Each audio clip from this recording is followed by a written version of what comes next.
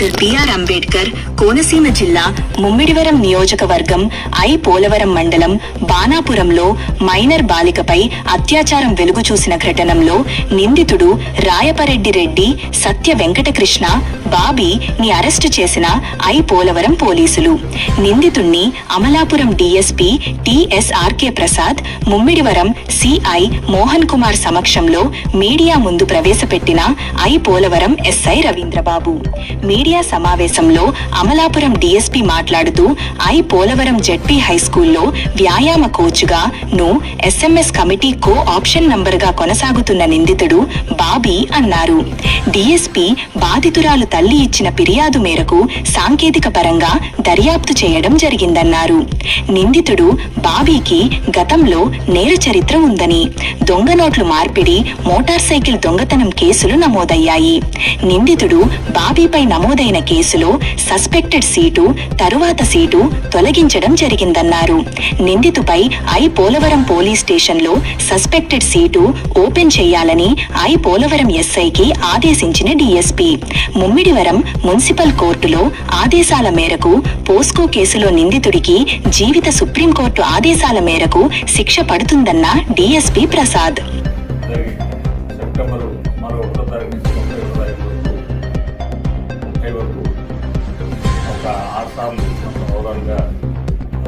అదే గ్రామంలో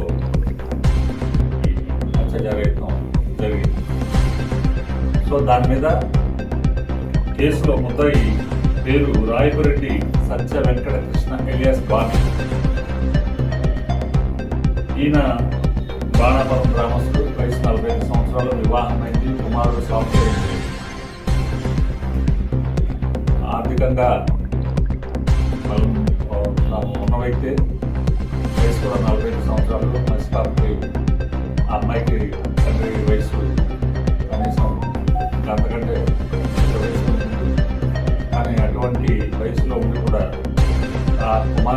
ఈయన జిల్లా పరిషత్ హై స్కూల్ పోలవరంలో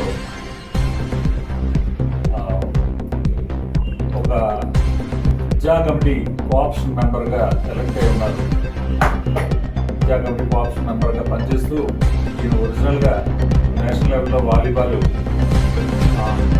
స్పోర్ట్స్ మెన్ అయిన వల్ల, వాలీబాల్ స్పోర్ట్స్ మెన్ అయిన వల్ల లోకల్గా ఉన్న స్కూళ్ళలో వాళ్ళకి ట్రైనింగ్ ఇచ్చిన మొత్తం స్కూళ్ళలో పిల్లలకి కోచింగ్ ఇవ్వడం జరుగుతుంది. కొంతకాలం ఇక్కడ జరుగుతుంది. ఇలాగ విద్యా కమిటీ ఆప్షన్ మెంబర్ కాబట్టి జిల్లా పరిషత్ హై స్కూల్లో ఆయన ఉంటాడు. ఆయన విద్యార్థులు మాస్టర్ అని పిలుస్తారు. ఈయన ఒరిజినల్గా మాస్టర్ కాకపోయినప్పటికీ విద్యార్థులు ఆయన మాస్టర్ అంటారు. అలాగే ఆ పాఠశాలకు సంబంధించిన ఆయన కోఆప్షన్ మెంబర్గా ఉన్నారు, విద్యా కమిటీలో ఉన్నారు. కాబట్టి ఆయన యొక్క ఇన్ఫ్లుయెన్స్ అక్కడ విద్యార్థుల మీద ఉంటుంది. ఆయన అవుట్ సైడర్ అనడానికి వీల్లేదు. ఆయన ఇన్ఫ్లుయెన్స్ ఆ స్కూల్ విద్యార్థులు ఎక్కువ కాబట్టి ఆయన మీద ప్రత్యేకమైన బాధ్యత చట్ట ప్రకారం ఉంది. ఈ క్రమంలో ఆయన ఆ విక్టిమ్ గర్ల్ని చాక్లెట్స్ ఇచ్చి, 10 సంవత్సరాల పాప చాక్లెట్స్ ఇచ్చి లోపరుచుకుని మాయపడని చెప్పి ఆమెని తన ఇంటిలో, తన సోదరుని ఇంటిలో తీసుకువెళ్ళి ఆ పిల్లని అత్యాచారం చేయడం జరిగింది. ఆ పిల్ల యొక్క అమ్మాయి యొక్క సాక్ష్యం ప్రకారం కనీసం 6 సార్లు మనకి ఆమె చెప్పడం జరిగింది. ఆమె ఇంకా ఇతర పిల్లలు కూడా ఉన్నారని అన్నారు, కానీ ఎవరు మనకి దృష్టిలోకి రాలేదు, ఎవరు ముందుకు రాలేదు. వచ్చినట్టయితే వాళ్ళ మీద ఆ ఫిర్యాదులో ఇచ్చాడు. దాని మీద కూడా యాక్షన్ తీసుకున్నాం. ముద్దాయి అయినటువంటి రాయపురెడ్డి సత్య వెంకటకృష్ణ ఎలియాస్ బాబీని ఈరోజు అరెస్ట్ చేయడం జరిగింది. దర్యాప్తు పూర్తయింది. ఈరోజే దాన్ని ముమ్మిడివరం ఏజెన్సీ కోర్టులో రిమాండ్ నిమిత్తం ప్రొడ్యూస్ చేయడం జరుగుతుంది. ఈ సదరు ముద్దాయి ఇతనేమి అమాయకుడేమీ కాదు.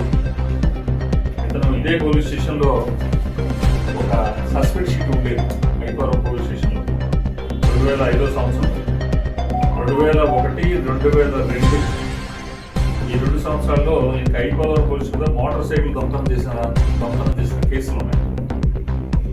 అలాగే సస్పెండ్ షీట్ దొంగ నోట్ల మార్పిడి కేసు కూడా 2005 సంవత్సరంలో ఉంది. రాజానగర్ 2005 సంవత్సరం దొంగ నోట్ల మార్పిడి కేసు కూడా రాజానగర్లో ఉంది. సో దానిలాగే బేస్ చేసి సస్పెండ్ షీట్ ఇక్కడ గతంలో ఓపెన్ చేయడం జరిగింది. ఆ తర్వాత కొంతకాలానికి ఫర్దర్ నేరాలు రిపోర్ట్ చేయడం కారణం సస్పెండ్ షీట్ క్లోజ్ చేయడం జరిగింది. ఇప్పుడు అగైన్ అతని మీద ఒక షీట్ ఓపెన్ చేయడం జరుగుతుంది. ఈ పోక్సో కేసుల్లో ఎవరైతే ఉంటారో ముఖ్యంగా రేప్ కేసు ఇవన్నీ అవుట్ ఆఫ్ లవ్ గారు వచ్చిన పోక్సో కేసు కాదు. ఇది వయసు వేరు, ఆ పిల్లలను ప్రొటెక్ట్ చేయాల్సిన స్థితిలో ఉండి బాధ్యతాయుతమైనటువంటి బాధ్యత తానే తీసుకున్నాడు. ఆ బాధ్యత తీసుకున్నప్పుడు వాడిని ఆ పిల్లని తన కూతురుగా భావించి ఆమె ప్రొటెక్ట్ చేయవలసింది పోయి అందులోనూ వ్యాయామం నేర్పే ఒక స్పోర్ట్స్ నేర్పే అతను ఉన్నవాడు ఆ పిల్లకి తను తాను ప్రొటెక్ట్ చేసుకునే ఫైటింగ్ చేసుకునే నేర్పాల్సింది పోయి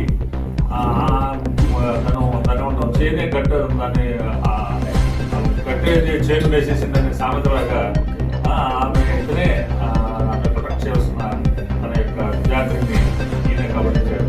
సో ఇతను ఎట్టి పరిస్థితుల్లో క్షమార్హుడు కాదు. ఇటువంటి వ్యక్తి మీద ఎట్టి పరిస్థితుల్లో మనం షీట్ ఓపెన్ చేయవలసిందే.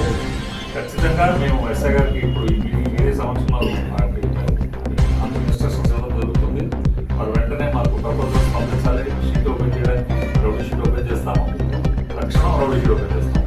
ఇమీడియట్గా ఓపెన్ చేయడం జరుగుతుంది. దాన్ని ఇప్పుడే తీయడం జరగదు. ఎందుకంటే ప్రవృత్తి పద్ధతిగా లేదు. ఇది కొంతకాలం పాటు ప్రవర్తన చూస్తే కానీ ఆ షీట్ మనం కంటిన్యూ వస్తుంది కాబట్టి షీట్ ఓపెన్ చేయడం జరుగుతుంది. దీని ద్వారా మేము అందరికీ తెలియవచ్చేది ఏంటంటే ఇదే కేసులో ఆ విక్టిమ్ గర్ల్ ఎవరైతే ఉందో ఆమె మాకు ఒక ఉత్సాహం కలిగించే మాట చెప్పిందంటే ఏమన్నా నువ్వు ఎలాగ చెప్పావు మీ తల్లికి ఎలా చెప్పావు మీకు జరిగిందంటే మా స్కూల్లో అవేర్నెస్ మీటింగ్స్ చెప్తారండి. పోలీసులు వాళ్ళు మహిళా పోలీసులు వచ్చి వారు ఏది గుడ్ టచ్ ఏది బ్యాడ్ టచ్ ఏది ఏంటి అని చెప్పారు. దాని మీద నేను మా అమ్మకి చెప్పాను అని చెప్పింది అట్లా. సో ఇది ఒక మంచి పరిణామం. మేము ఇదే అందరికీ మేము చాలా మహిళా పోలీసు ద్వారా కానీ మా పోలీసు ద్వారా కానీ మేము అనేక ఉమెన్ ప్రొటెక్షన్ మీద అవేర్నెస్ ప్రోగ్రామ్స్ కండక్ట్ చేస్తున్నాము. ఇది పిల్లలకి బాగా వెళ్ళాలి, తల్లిదండ్రులు బాగా వెళ్ళాలి. ఈ రోజుల్లో ఇటువంటి ఎవరైనా కనుక పిల్లల పట్ల అఘాయిత్యం చేసి దుష్ప్రవర్తనతో కనుక ఎవరైనా బిహేవ్ చేస్తే వారిని ఎట్టి పరిస్థితుల్లో వదలకూడదు. వారిని చట్టానికి పట్టివ్వాలి, కఠినమైన శిక్ష పడాలి.